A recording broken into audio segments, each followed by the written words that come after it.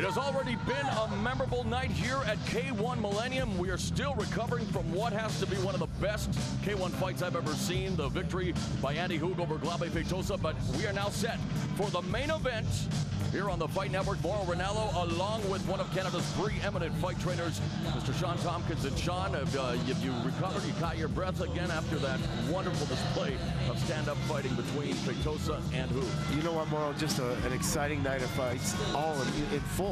But that last one, that did it for me, man. That was some beautiful, beautiful K1 kickboxing. Definitely a hard act to follow, but that's exactly what this man, Francisco Filho, and Jerome Labanner are going to attempt to do here in the main event. Filho, a karate practitioner, Kyokushin Kaikan, has tasted some, well, great victories in his career thus far. He was third in the K1 World Grand Prix 1997. Last year became the 7th Kyokushin World Tournament champion. Has been working on his Western boxing skills, and in fact, you see, as part of his entourage, Maurice Smith again, Sean. Yeah, I mean, and these guys are smart to get guys like Maurice Smith in their corner. Not only just to improve their boxing, but get that whole idea of game plan in there. Because Maurice Smith is one of those guys that, you know, he can kick, he can punch, but most importantly, he always has a good game plan. Coming off a KO victory over the reigning K1 World Grand Prix champion Ernesto Host at K1 Revenge in April of 1999, and now making his way to the ring, his opponent, hailing from France, the kickboxer Jerome Geronimo Labanner. Interesting display there, the samurai sword. Not sure if I'd hold a sword in the same position he is. Yeah, and I don't know if anyone's told him you can't use that sword in the front, right? Sorry, guys.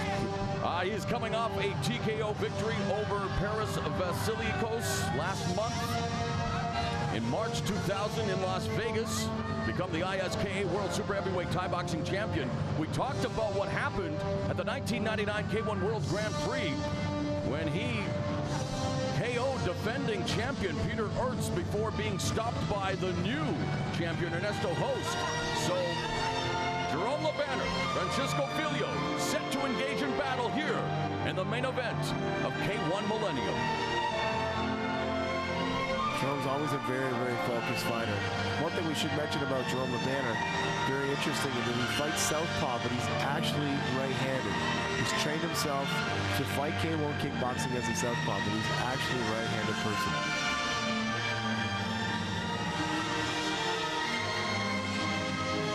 Probably, too, one of the thickest, strongest fighters in the K1. And yet, as ominous as he looks, as powerful and well-built as he is, doesn't have the strongest chin in the world, Sean. No, that's you know, that's one of his defeating things is his chin. He's been knocked down before. His Achilles heel would be his chin. If that makes any sense. To us it does. To us it does. Francisco Filho is 29, 6'1", 225 pounds, 5'2", and 2 in K1 competition. Been in the ring with the likes of Ernesto Host, as mentioned, Mike Bernardo, Rick Rufus, Peter Ertz, Ray Sefo, Sam Greco. I mean, this guy has taken on a virtual who's who in the sport. In fact, is 1-1 now against Ernesto Host. And in the other corner, Jerome Labanner. He's 27, 6'3", 255 pounds. He's 11-7 and 1. In K1, was a finalist in the 1995 K1 World Grand Prix, so definitely sporting a successful pedigree and also sporting a rather unique-looking sidekick for this fight. Interesting. Not really sure how that fits in, but Labanner has trained at Peter Ertz gym, Chekariki, also Rob Kamen's gym, and the hallowed Voss gym in Holland. So you want a PhD in striking, those are 3 places that you should graduate from. Absolutely. If you're going to go train anywhere other than my gym, that's the gyms to go to. And of course, for people who would like to train at your gym, well, how can they contact you, Mr. Tompkins? Easiest way is by the internet, www.teamtompkins.com.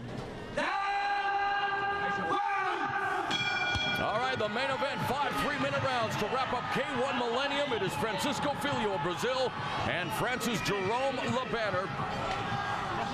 Who do you give the edge to here, Sean? Well, I'm seeing a big size difference. I think LeBanner has more tools than him, and LeBanner's coming off, a few good fights. I think I give the advantage to him. But it is very impressive when you look at Filho's record, 5-2-2, all 9 fights against world-class competition. In fact, talk about making an auspicious debut in K1. At K1 Dreams in 1997, he knocked out the man we have been praising all night long, the legendary Andy Hoog. So that was quite an impressive debut. Yeah, we can't overlook Francisco for sure. He's, he's proven himself many times. There's a push kick by Filho, pushing away Jerome LeBanner, who's doing a lot of body movement right now, like a boxer, shaking out his arms, getting into the rhythm. Yeah, he has a lot of qualities in his movement. His hands remind me of a pro boxer, Jerome LeBanner does. He moves his head side to side. I'd like to see a lot of the kickboxers in the K1 organization do that a little bit more. Make them a little bit harder to hit instead of always standing in front of each other. LeBanner made his professional debut, having had his first full contact fight at the age of 18. When do you think, Sean, as you train fighters and have a lot of great fighters and young fighters in your stable, when is the right age to get serious about a fighting career? Or does it differ for everybody? I think it differs for a lot of people. I mean, I have some very young children that train at my gym, but generally I tell the parents it depends on the maturity level. I was going to say, and plus because it's, there's a nice kick delivered by LeBanner, because the mental aspect is such a big deal, you should probably reach a mature level, like you say, a mature level to deal with the mental aspect. Oh, and a vicious left hand, and it's lights out Francisco Filho. He's not getting up from this. There's no way he's getting up from that punch. He wants to, but he can't. Wow. Jerome LeBanner bombs away, knocking out Francisco Filho at 2 minutes and 2 seconds of the first round. Filho still doesn't know where he is. There you see LeBanner giving a kiss to one of his guns, the gun that delivered the fatal blow to Francisco Filho. Wow, what a punch. It's that left hand, that straight cross, and he is so dangerous with it. Like I said before, he's not even left-handed, he's right-handed. Francisco Filho asking his corner what happened. Yeah, he has no idea. What a great way to end this show. A tremendous way to end a tremendous evening of fights. K1 Millennium. A show for the Millennium. I mean, if this is any indication what the decade of the 2000s is going to be like for K1, we are in for some memorable fights. So good at his distance. Look at this overhand left right on the button. Wow. Yeah, he was out. A little bit of a feint to get his hands to drop. Gets him to reach with that kick and comes straight over top. Perfect time to hit somebody when they're standing on one leg. Yeah, he was off balance, but look at the face says it all. Francisco Filho having had his lights turned off by Jerome LeBanner. LeBanner ending the night with a big bang here in Japan. And a night that saw some memorable fights. There he is, standing tall in victory. The Frenchman, Jerome LeBanner. And as we watch the two fighters now, I think LeBanner's trying to tell him what happened. There's a nice smooch for good luck. You know how the French are, the lovers that they exactly are. I think LeBanner said, hey, enough of being a fighter, I'm going to be a lover here for a quick second. Again, here we go. We're going to see that punch I'm sure Francisco Filho never wants to see again. And I don't think he did see it when it was delivered. Obviously, that was a tremendous overhand left. Here it is one more time, Sean. And the power of LeBanner, you see how he blasted right through that kick. That kick was there. It was fully extended, and he blasted right through it. That's power and strength right there. Beautiful form. And there it is. The exclamation point on a night that has seen a lot of fireworks and some very entertaining fights. I think Jerome LeBanner with that knockout on any other night would be the fight of the night, but we saw a masterpiece prior to this. Andy Hoog putting on a show along with Glabe Feitosa. Feitosa arriving on the scene. We saw Peter Aerts destroy Ray Sefo in a bit of a surprise.